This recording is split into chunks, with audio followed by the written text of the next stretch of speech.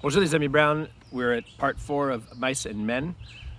We say part 4, it could easily be, it's more like scene 4, okay? Because just sort of may have noticed that each part that we're reading takes place in one physical space.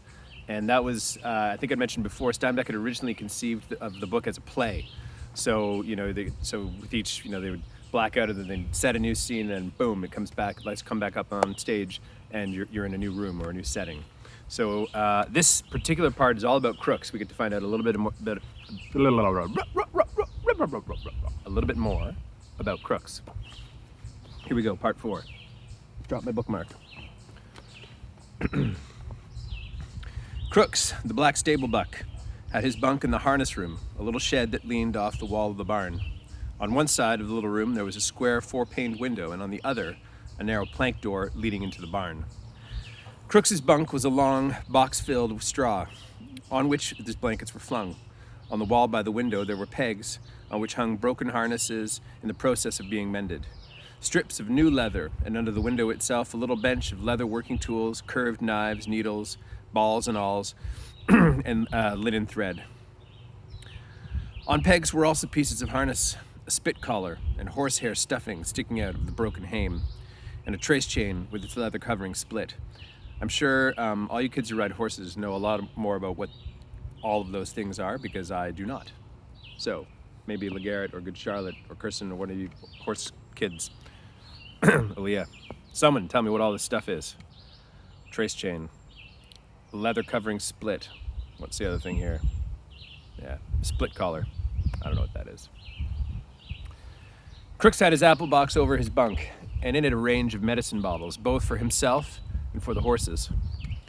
There were cans of saddle soap and a drippy can of tar with its paintbrush sticking out over the edge. And scattered about the floor were a number of personal possessions. For being alone, Crooks could leave things about like that. Remember why Crooks lives alone, right? Because he's black and he's segregated from the other. Just that's how it would have been 100 years ago. Crooks could leave his things about, and being a stable buck and a cripple, he was more permanent than the other men. He'd accumulated more possessions than he could carry on his back. Crooks possessed several pairs of shoes, a pair of rubber boots, a big alarm clock, and a single-barreled shotgun. And he had books, too, a tattered dictionary and a mauled copy of the California Civil Code for 1905. There were battered magazines and a few dirty books on a shelf, a special shelf over his bunk. A pair of large gold-rimmed spectacles hung from a nail on the wall above his bed. The room was swept and fairly neat, for Crooks was a proud, aloof man. He kept his distance and demanded that other people keep theirs. His body was bent over to the left by his crooked spine, and his eyes lay deep in his head, and because of their depth, they seemed to glitter with intensity. His lean face was lined with deep, dark wrinkles, and he had thin, pain-tightened lips, which were lighter than his face. It was Saturday night. Through the open door that led to the barn came the sound of moving horses, of feet stirring, of teeth champing on hay, of the rattle of halter chains. In the stable buck's room, a small electric globe threw a meager yellow light. Crooks sat on his bunk. His shirt was out of his jeans and back. In one hand, he had a bottle of of liniment. In the other, he had and with the other, he rubbed his spine. So some sort of an ointment or something he was rubbing into his back. Now and then, he poured a few drops of the liniment into a pink-palmed hand and reached up under his shirt to rub again. He flexed his muscles again, and his back shivered. Noiselessly, Lenny appeared in the open doorway and stood there, looking in, his big shoulders nearly filling the opening. For a moment, Crooks did not see him, but on raising his eyes, he stiffened and a scowl came on his face. His hand came out from under his shirt. Lenny smiled helplessly in an attempt to make friends. Crooks said sharply, "You ain't got no right to come in here in my room. This here is my room. Nobody got any right in here but me." Lenny gulped, and his smile grew more fawning. "I ain't doing nothing," he said. "Just come to look at my puppy, and I seen your light," he explained. "Well, I got a right to have a light. You go on and get out of my room. I ain't wanted in the bunkhouse, and you ain't wanted in my room." "Why ain't you wanted?" Lenny asked. "Because I'm black. They play cards in there. But I can't play cards because I'm black. They say I stink. Well, I tell you, all of you stink to me." Lenny flapped his big hands helplessly. "Everybody went to town," he said. "Slim and George and everybody. George says I gotta stay here and not get in any trouble. and then I seen your light. Well, what do you want? Nothing. I seen your light. I thought I'd just come here and sit. Crooks stared at Lenny, and he reached behind him and took out the spectacles and adjusted them over his pink ears. And he stared again. I don't know what you're doing in the barn anyway, he complained. You ain't no Skinner. There ain't no call for a bucker to come in the barn at all. You ain't no Skinner. You ain't got nothing to do with them horses. The pup, Lenny repeated. I come to see my pup. Well, go see your pup then. Don't come in a place when you're not wanted.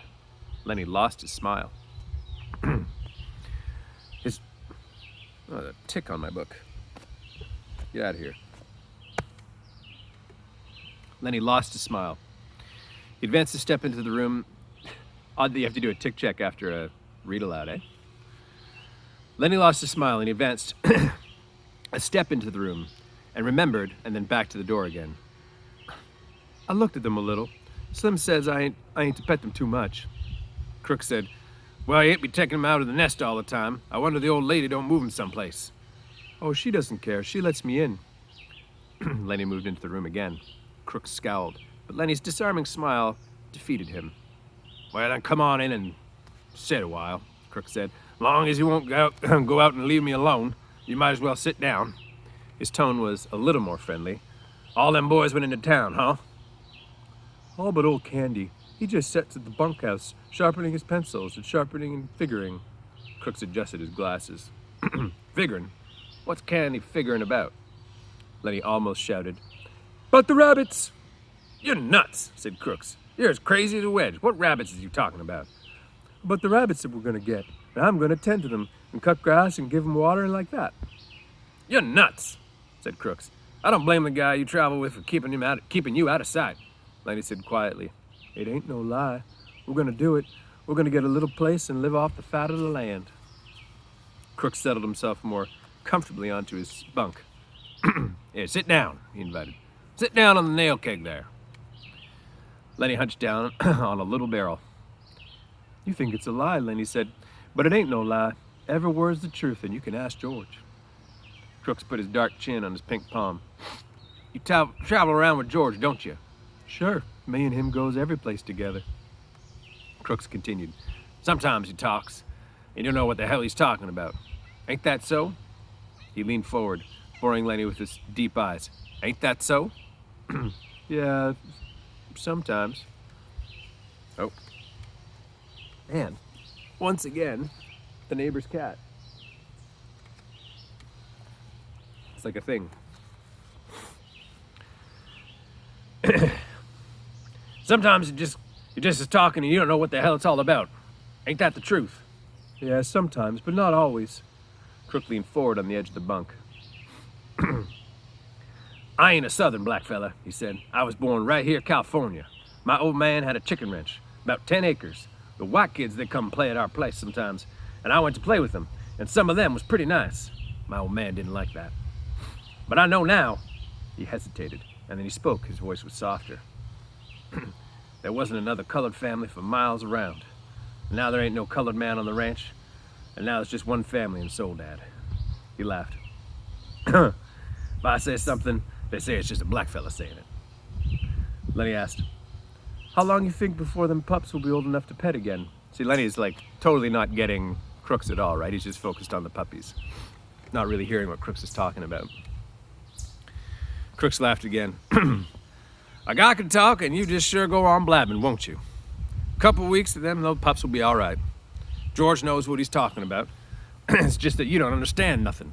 He leaned forward excitedly. It's just a black... What was that? Sorry, there's something like banged over there. It's just a black fella talking. You couldn't always remember it anyway. I seen it over and over, a guy talking to another guy, and it don't make no difference. You don't hear or understand, do you? His excitement had increased until he pounded his knee with his hand. George can tell you all kinds of screwy things, and it don't matter. It's just talking. It's just being with another guy, that's all. He paused. His voice grew soft and persuasive. Suppose George don't come back no more. Suppose he took a powder and he just ain't coming back. What will you do then, Lenny? Lenny's attention came gradually to what had been said. What do you mean? He demanded. I said, suppose George went into town tonight and you never heard of him no more. Crooks pressed for some sort of a private victory. Just suppose that. Oh, he won't do that, Lenny cried. George wouldn't do nothing like that. I've been with George a long time. He'll come back tonight. But the doubt was too much for him. Do you think he will? Crooks's face lightened with a little pleasure at the torture. Nobody can tell what a guy's gonna do, he observed. Let's say he wants to come back, but he can't. Suppose he gets killed or hurt. Can't make it back. Lenny struggled to understand. George won't do nothing like that, he repeated. George is careful. He won't get hurt. He ain't never been hurt, 'cause he's careful. I'm saying just suppose. Suppose he don't come back. What will you do then, Lenny? Lenny's face wrinkled with apprehension. I don't know. Say, what are you doing anyways? This ain't true. George ain't gonna get hurt. Crooks bored into him. Want me to tell you what'll happen? They'll take you to the booby hatch. They'll tie you up with a collar like a dog. That's what they'll do. Suddenly, Lenny's eyes centered and grew quiet and mad. He stood up, walked dangerously toward Crooks. Who hurt George? He demanded. Crooks saw the danger as it approached him. He edged back on his bunk and got out of the way. I was just supposing, he said. George ain't hurt. He's gonna be all right. He'll be back. Lenny stood over him. What are you supposing for? Ain't nobody supposed to hurt George.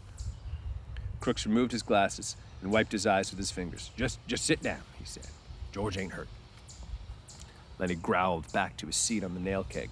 Ain't nobody gonna ain't nobody gonna hurt George. Ain't nobody gonna hurt George, Lenny repeated. Crooks said gently, but maybe you can see now. You got George. You know he's gonna come back. Suppose you didn't have nobody. Suppose you couldn't go back to the bunkhouse and play rummy because you was black. How you like that? Suppose he had to sit out there and read books. Suppose you could play horseshoes till dark, but then you had to go read books. Books ain't no good. Books ain't a friend. A guy needs somebody to hear him. A guy goes nuts when he ain't got nobody. Don't make no difference who the man is.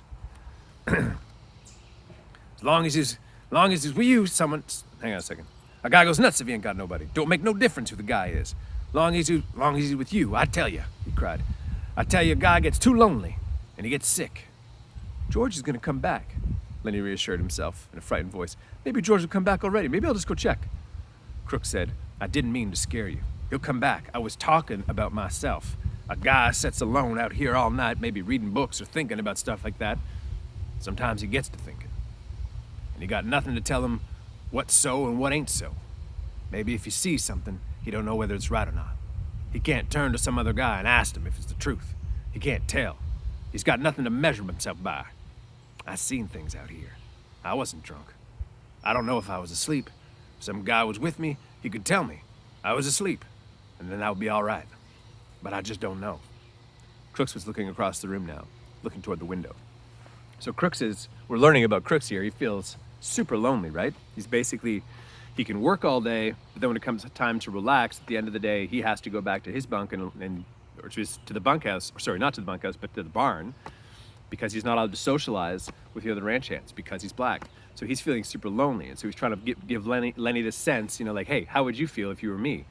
I think he's sort of like he's reaching out to Lenny in a way, right? But of course, Lenny isn't able to process this, so it's kind of like a failed conversation.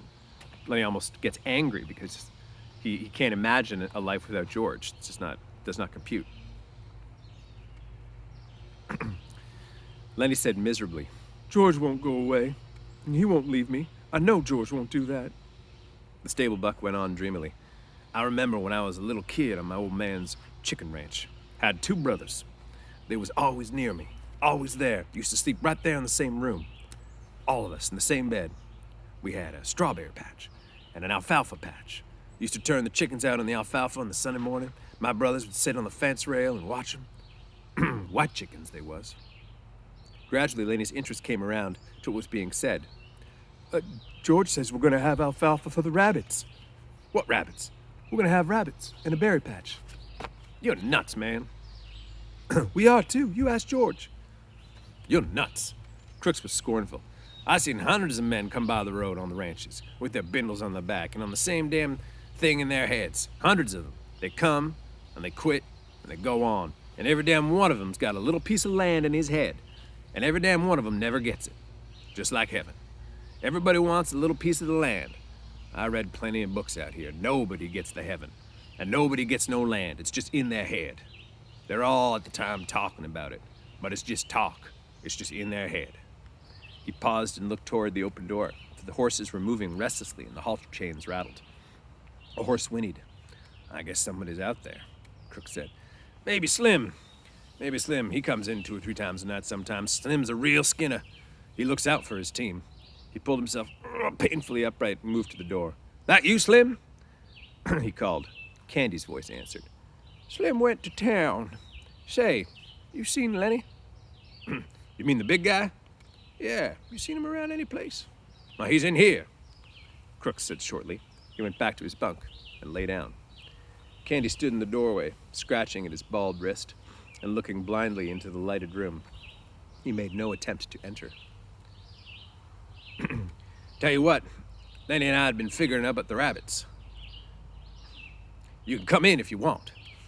Candy seemed embarrassed. I don't know. Of course, if you want me to. Well, come on in. If everybody's coming in, you might just as well. It was difficult to Crooks to conceal his pleasure with anger. Crook, he's got 2 guys in his bunk, in his barn there, or in his room in the barn, right? He never has visitors. So all of a sudden he's feeling like he's claiming he always wants his privacy, but then of course the moment people are visiting him, he's like, oh, this is kind of neat. Well, come on in. Everybody else is coming in. You might just as well. It was difficult for Crooks to conceal his pleasure with anger. Candy came in, but he was still embarrassed. You got a cozy little place in here, he said to Crooks. Must be nice to have a room all yourself this way. Sure, said Crooks. And a manure pile under the window. Sure is swell. Lenny broke in. You said about the rabbits. Candy leaned against the wall beside the broken collar where he scratched the wrist stump. I've been here a long time, he said. And Crook's been here a long time. This is the first time I ever been in this room. Crooks said darkly. Guys don't come into a colored man's room very much.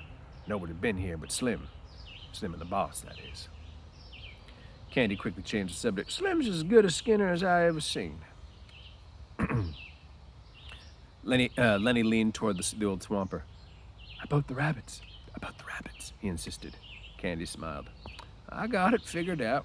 We can make some money off them rabbits if we do it right. But I get to tend to them, Lenny broke in. George says I get to tend to them. He promised. Crooks interrupted brutally. You guys are just kidding yourselves. You'll talk all about a hell of a lot, but you ain't gonna get no land. You'll be a swamper here until they take you out in a box. Hell, I've seen too many guys. Lenny here'll quit and be on the road 2-3 weeks. Seems like every guy's got a piece of land in his head. Candy rubbed his cheek, angrily now. You goddamn right we're gonna do it. George says we are. We got the money. We got the money right now. Yeah? Crook said. And where's George now? He's in town. That's where your money's going. At some whorehouse. Jesus, I seen it happen too many times. I seen too many guys with land in their head that never get any land under their hand. Candy cried. Sure, they all want it. Everybody wants a little bit of land. Not much. Just something that was his. Something he could live off of, and something that nobody could throw him off. I never had none. I planted crops for damn near everybody in this state, but they wasn't my crops, and when I harvest them, it wasn't none of my harvest. We're gonna do it now, and don't you make no mistake about that. George ain't taking his money into town. That money's in the bank. Me and Lenny and George, we're gonna have a room to ourselves. We're gonna have a dog and a rabbit and some chickens. We're gonna have green corn and maybe a cow and a goat. He stopped, overwhelmed with the picture. Crooks asked, You say you got the money? Damn right. We got most of it. Just a little bit more to get. Have it all here in 1 month. George got the land picked out, too. What's Crooks realizing right now? I'm going to pause it here, get a glass of water, and we'll start part 2.